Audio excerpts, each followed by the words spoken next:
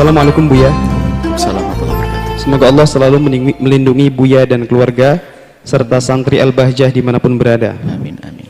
Buya, saya hamba Allah dari Cirebon ingin bertanya. Sekarang ini di media sosial banyak diberitakan tentang hadis kejadian di pertengahan bulan Ramadan yang bertepatan dengan hari Jumat. Dan bunyi hadisnya itu dari Sayyidina Abdullah bin Mas'ud, dijelaskan bahwa apabila terdapat suara yang sangat dahsyat di bulan Ramadan, maka akan terjadi huru-hara di bulan Syawal. Akan banyak golongan manusia yang memisahkan diri di bulan Dzulqa'dah, dan akan ada pertumpahan darah di bulan Dzulhijjah dan bulan Muharram. Kemudian ia bertanya kepada Rasulullah apa yang harus dilakukan di bulan Muharram, dan Rasulullah menjawab, sangat disayangkan sekali pada saat itu manusia akan saling membunuh dan sangat kacau keadaannya. Dan ia bertanya lagi, apa suara yang dahsyat yang terjadi pertengahan Ramadan itu ya Rasulullah?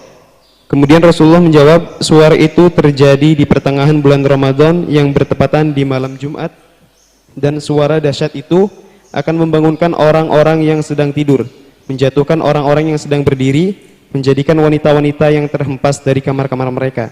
Pada saat itu terjadi gempa. Pada saat itu cuaca yang sangat dingin akan menerpa, dan hal itu terjadi apabila malam di pertengahan Ramadan itu bertepatan dengan malam Jumat. Apabila kalian melaksanakan sholat subuh di hari Jumat pertengahan bulan Ramadan, maka masuklah kalian ke dalam rumah kalian, kuncilah pintu rumah kalian, serta tutuplah diri kalian dan selimutilah diri-diri kalian, serta tutup telinga kalian. Dan apabila terdengar suara dahsyat, maka bersujudlah kalian seraya berzikir dengan menyebutkan Subhanal Quddus, Subhanal Quddus. Dan begitulah isi hadis ini. Dan apakah ini termasuk hadis sahih atau tidak? Dan bagaimana cara kita menanggapi hadis tersebut, Buya? Terima kasih atas kesempatannya dan mohon maaf dan mohon untuk penjelasannya, Buya. Bismillah. Berbanyaklah sujud dan berzikir tanpa harus menunggu dentuman tersebut, tanpa harus menunggu suara. Karena kematian bisa datang tidak harus pertengahan Ramadan, bisa esok hari. Kita lebih perlu adalah bagaimana kita meningkatkan kualitas diri kita, kebaikan kita. Bahkan ada orang bicara tentang kiamat dan kiamat. Ya, kiamat akan tiba. Akan tiba, ada kiamat pribadi, ada kok. Kematian kita meninggalkan dunia, sudah tidak ada artinya dunia ini. Itu yang kita persiapkan, lebih penting lagi. Tanpa harus menunggu dentuman tersebut, tanpa harus menunggu suara tersebut. Hari ini, bulan Ramadan, ayo kita tingkatkan ibadah. Baik, adapun masalah riwayat seperti itu banyak sesaat disebut dengan kalimat naz'ah, faz'ah. Ada nafkhah faz'ah, ada sautun, ada dujjah, atau macam-macam riwayat.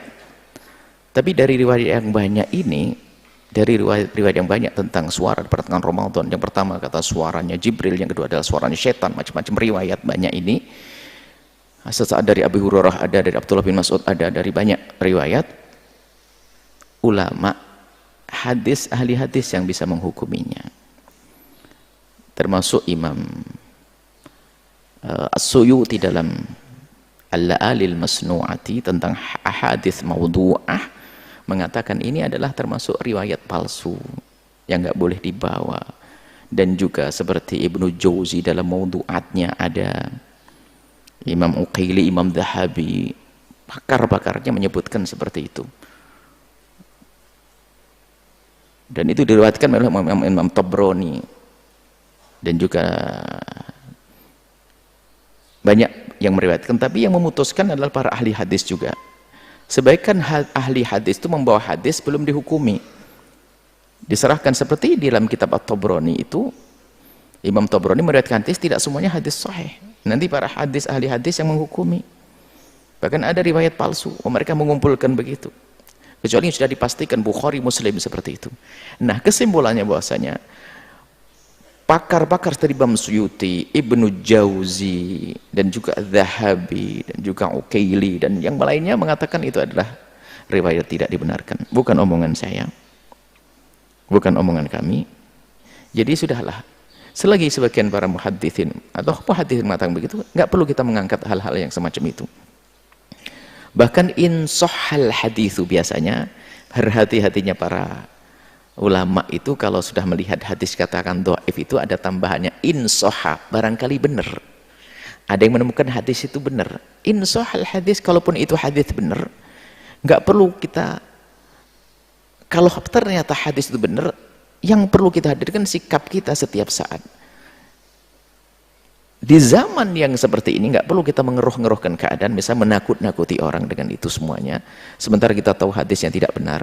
Kalau seandainya hadis benar, akan tapi semuanya mengatakan tidak benar, karena sudah dulu pernah juga ketemu malam Jumat, tanggal 15 hari Jumat nggak ada dentuman juga. Sebelumnya ada malam Jumat, di hari Jumat di 15 Ramadan juga nggak ada apa-apa. Akan tapi seandainya hadis itu benar, kalau akan datang pada waktunya nanti. Apakah harus Ramadan ini? Nggak perlu kita bikin takut orang. Kita ajak saja sekarang, kalau seandainya ada dentuman itu, Anda ahli iman, ahli Allah, perbaiki semuanya. Adapun kita masuk rumah hari ini bukan karena dentuman, karena memang anjuran pemerintah, kesehatan, demi kebaikan kita tinggal di dalam rumah. Nggak usah membawa hadis itu. Nggak usah membawa hadis itu. Menjadikan orang nanti semakin, bukan, kalau takut kepada Allah setiap saat hendaknya. Maka kami lebih menghimbau bahwasanya tidak sebaiknya, kalaupun mungkin ada yang mentaskhih mengatakan hadis itu benar, tapi begitulah yang kami ketahui adalah dari Imam As-Suyuti, boleh pakar juga Al-Hafidz Suyuti, dan juga bagaimana Ibnu Jauzi dengan mawdu'atnya, dan masih yang lainnya banyak. Maka tidak usah membawa hadis-hadis yang semacam itu untuk kita hadirkan. Kalaupun hadis itu benar, kita tidak tahu kapan itu datangnya. Dulu pertanyaan tentang tukhon juga. Kalau hadis itu benar, kita tidak tahu apakah kapan tibanya. Ramadan yang akan datang atau setelahnya. Itu Allah yang maha tahu. Lalu apa yang kita persiapkan? Sama kita menghadapi kiamat. Dan bencana yang dijanjikan seandainya ada dalam hadis, kita tidak perlu membawa diri kita dalam kekhawatiran yang terus menerus yang tidak ada hentinya. Akan tapi yang kita hadirkan hendaknya persiapan. Jika itu datang, saya di kelompok yang mana? Apakah saya ahli iman atau tidak? Itu saja. Jangan fokus kita kepada permasalahannya tersebut, tapi fokus kita pada diri kita. Hari kiamat akan datang kok. Lebih dekat dari itu sebab kematianmu akan tiba kok. Bahkan sebelum ada dentuman yang disebutkan tadi atau suara itu, kita lebih baik mengarah kepada diri kita, membuat perbaikan diri kita. Tidak perlu tanpa harus membawa riwayat-riwayat yang sebagian para muhaddits mengatakan itu tidak benar, mungkar dan seterusnya begitu. Kalau ternyata nanti ada seorang muhaddits yang mengatakan hadis sahih, ketahuilah bahwa hendaknya kita tidak perlu membawa orang kepada ketakutan kepada permasalahannya itu, akan tapi lebih kepada persiapan jika seandainya semua itu terjadi, kita menjadi golongan apa? Golongan apa? Kita hari ini perlu ketenangan batin. Di saat keadaan virus wabah seperti ini, jangan sampai kita ditambah takut di atas takut ya. Kita ingin bahwasanya tawakal kepada Allah ada, ikhtiar ada. Kemudian jika ada berita-berita semacam itu, maka kita serahkan kepada Allah. Waktunya Allah yang maha tahu apakah Ramadan yang sekarang atau yang akan datang. Jika itu riwayat benar, belum tentu siapa yang mengatakan harus Ramadan ini. Nah, kita tidak pengen nanti kemudian apa, sudah orang meyakini Ramadan ini begitu, tatanya enggak, akhirnya mengatakan oh Nabi mendusta dan sebagainya. Bisa saja kalau memang betul itu hadis itu, bisa saja 100 tahun yang akan datang kok. Bukan setiap Jumat, malam Jumat tanggal 15 lalu ada dentuman. Sebelumnya sudah ada malam Jumat, nggak ada suara itu kok. Nggak ada seperti itu.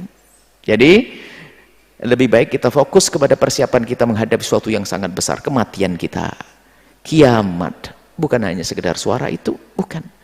Lebih dari itu yang kita fahami dari para ahlinya bahwasanya hadis tersebut tidak dianggap sahih. Kalaupun hadis itu sahih, sekali lagi, jika hadis itu sahih, hendaknya kita fokus kepada diri kita sendiri di saat menghadapi seperti itu. Bukan kita hanya mikirkan itunya heboh, viral di sana sini, lalu cok-cok-cokan. Bener, sekarang sudah mulai masuk rumah, awas hati-hati.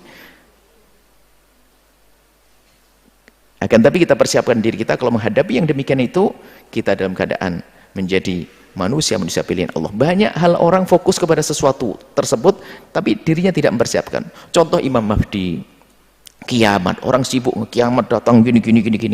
Hei, sebelum kiamat kamu akan kedatangan kiamat pribadi, mati kok. Imam Mahdi, kita cari Imam Mahdi. Nggak usah dicari Imam Mahdi, kita siap-siap saja yang baik. Nanti kalau Imam Mahdi datang, kita jadi pasukannya kok. Nyari keliling Imam Mahdi keluarnya, apa itu? Saya cari Imam Mahdi ke sekeliling dunia. Terus kalau ketemu, kau jadi musuhnya.